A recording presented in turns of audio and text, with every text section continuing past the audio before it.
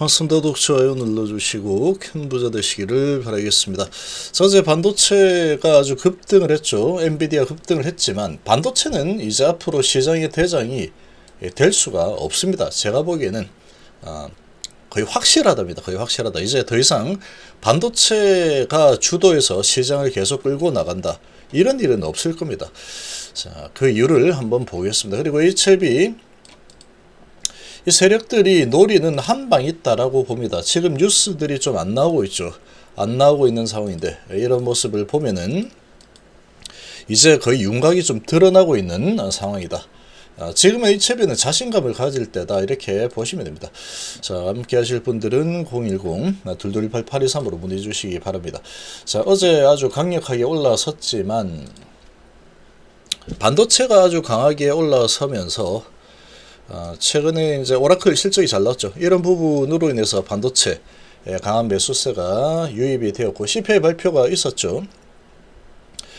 금리는 이제 거의 0.25% 확정입니다. 확정. 거의 확정이다. 물가가 예상과 동일. 그리고 또 하나는 근원 소비자 물가가 예상보다 좀 높게 나왔죠. 이런 상황에서 0.5를 한다, 이렇게 될 수가 없습니다. 그래서 0.25다. 금리 인하를 안 하는 것은 불가능하죠. 아래 공포 뭐 이런 분위기가 불과 며칠 전에 이렇게 일어났기 때문에 또 0.5도 고려하겠다, 이렇게 했는데 금리 인하 안 해. 이렇게 되면은 증시는 박살 날 겁니다. 그렇기 때문에 0.25가 거의 99% 정도 확정이 된 상태, 이렇게 보시면 되고, 자, 금리 결정이 19일 밤에 되죠. 그러니까 우리 추석 연휴가 끝나고 나면은 첫날 장이 열리고 그날 밤에 금리 0.25 결정이 될 겁니다.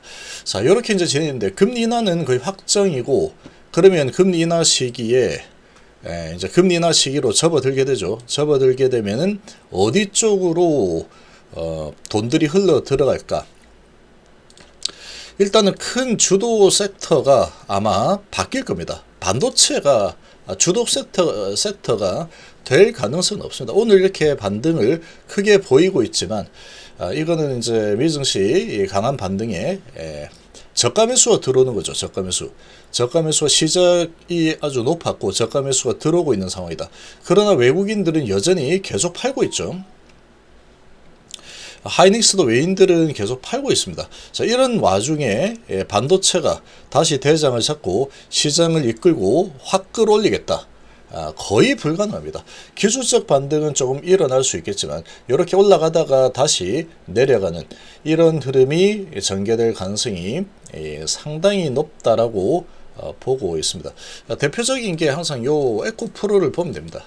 가장 강했죠. 엄청난 강세. 그리고 하락을 할 때 보시면 내려가다가 반등이 나옵니다. 반드시 7% 올라가죠. 7% 계속 끝도 없는 하락이 일어나다가, 자, 이 정도 하락이 있으면 반등이 줘야지 7% 올라갑니다. 그러고 다시 하락 또 올라가죠.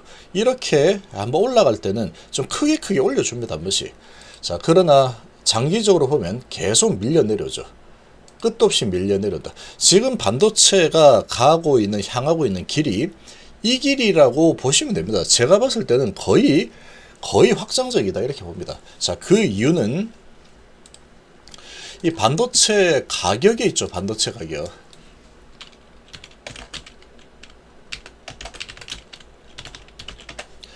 이 반도체 가격이 이제 하락하는 추세로 가고 있죠. 하락하는 추세로 가고 있는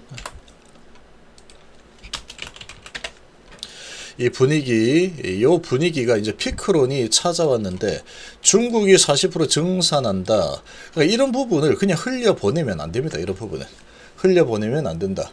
그래서 지금 AI 서버용만 소폭 상승이고 재고 소진이 되고 있는 상황인데 수요가 줄어들고 있다.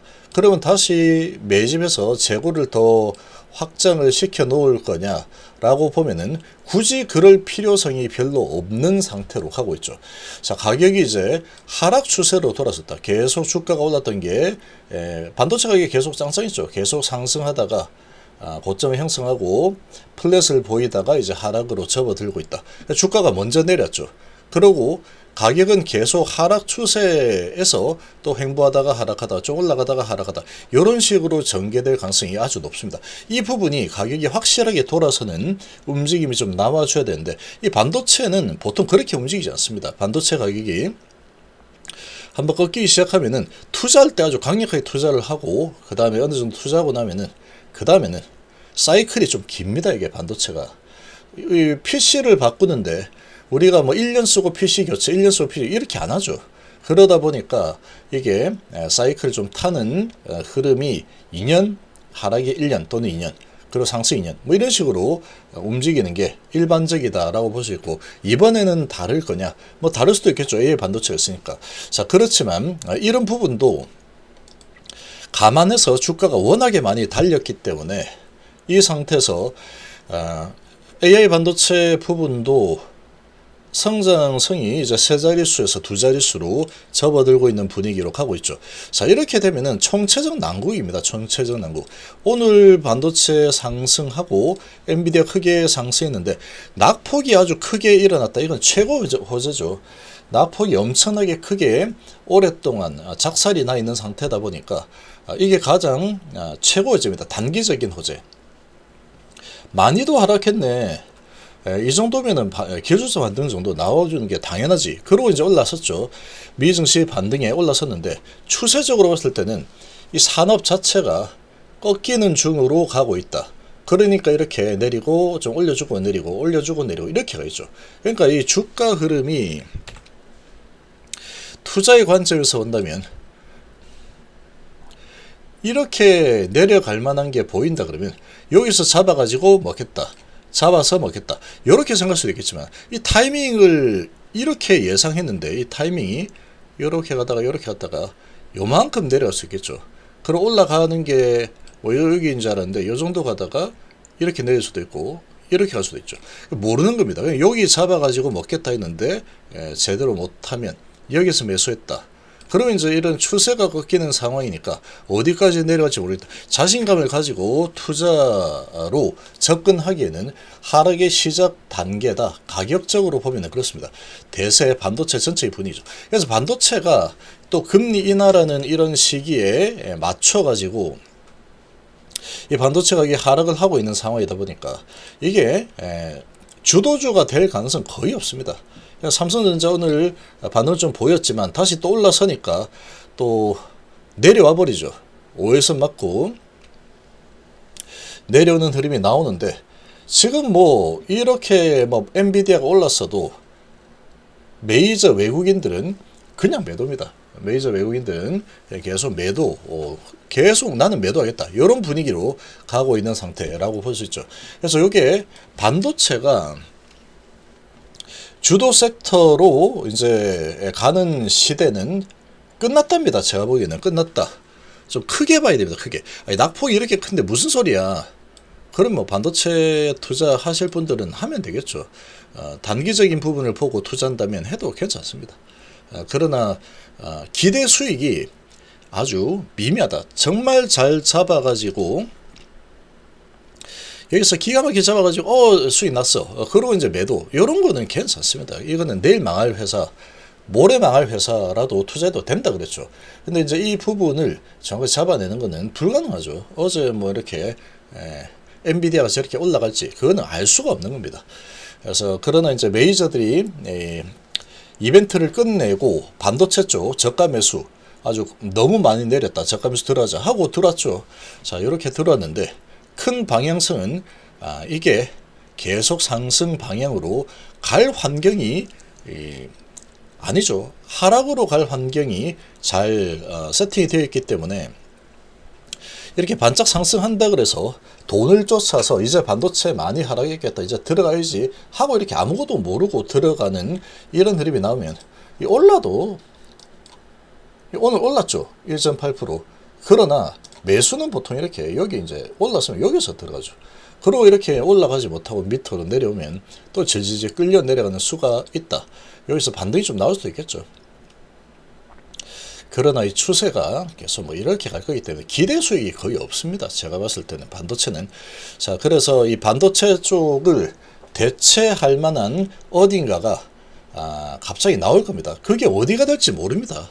그게 어디가 될지는 2차전지가 될지 아니면은 뭐 그동안에 낙폭이 컸던 네이버 갖고 이런 쪽이 될지 아니면 저 PBR이 될지 건설주가 될지 알 수가 없습니다. 지금. 자, 그런데 이제 2차전지 쪽이 조금 기대가 되고 있습니다. 어느 정도 기대가 좀 되고 있고, 자, 그리고 이제 바이오 쪽은 또 강세를 좀 보이고 있죠. 금리 인하가 이제 추석 연휴가 끝나고 나면 금리 인하가 진행이 되는 상황이다. 자, 이런 상황에 바이오 낙폭이 컸는데 이제 올라서고 있고, 자, 이런 상황에 일단은 뭐 주도주라고 본다면 HIB는 주도주가 될 수는 없습니다. 주도주가. HIB는 재료주이기 때문에 주도 섹터가 된다라는 것은 이제 앞으로 계속해서 성장이 일어날 거다. 그리고 지속적인 상승, 계속해서 상승하는 흐름이 나오는 그런 섹터가 되는 게 주도 섹터가 되는데, 그렇게 되기보다는 얘는 재료주죠. 주도주가 되기보다는 얘는 한 방이 있다, 이렇게 보시는 게 좋습니다. 재료주다라고 보시면 되고, 그래서 지금 이 HIB 같은 경우에는 이 각종 이제 큰 호재가 잘 안 나고 있죠. 에스모가 이제 며칠 남지도 않았는데 내일부터 열리죠. 근데 에스모에 관련해서 무슨 뭐 발표한다 이런 게 전혀 안 나오고 있다. 자, 이런 모습을 봤을 때는 지금 이 밀어 올리려는 이 재료를 에스모보다는 이 FDA 허가 재신청이라는 이쪽에 포커스를 두고 있는 그런 분위기로 가고 있다라고 해석이 됩니다. 자, 그러면 FDA 허가 재신청이라는 부분이 가장 강력하게 한 방에 이런 강한 모습, 이런 재료로 활용될 가능성이 상당히 높은 상황이라고 또 판단이 되고, 자, 그게 이제 13일 날 갑자기 진행이 될지 아니면 추석 연휴가 끝나고 나서 19일, 20일 지금 뉴스에 나오듯이 20일 날 될지 뭐 이건 알 수가 없죠. 그러나 어쨌거나 지금 분위기상으로는 뉴스의 내용들을 보면은 20일 날 될 가능성이 아주 높은데 깜짝 이벤트로 13일 날 발표해서 밀어 올려버릴 수도 있다. 그건 알 수 없는 겁니다. 우리는 알 수 없다. 이거는 모르죠. 우리는. 그래서 이런 상황인데 어쨌거나 그렇다고 하더라도 뭐 단기간이니까 13일하고 19일하고 20일 요 3일 사이에는 이 대형 호재 FDA가 재신청이라는 불확실성 해소에 상당한 기대감을 높이는 이 이벤트가 진행이 될 가능성이 높죠. 자, 이런 상황이니까 지금은 뭐 기대감이 클 수밖에 없는 상황이다. 이렇게 좀 해석을 하시면 될 것 같습니다. 그래서 지금 뭐 HIB 흐름 계속해서 에너지를 많이 모으고 있는 상황인데, 자, 여기서 이제 FDA 허가 신청이라는 부분이 아마도 크게 트리거를 당기는 이 재료로 활용될 가능성이 좀 크지 않을까, 이렇게 좀 볼 수 있겠습니다.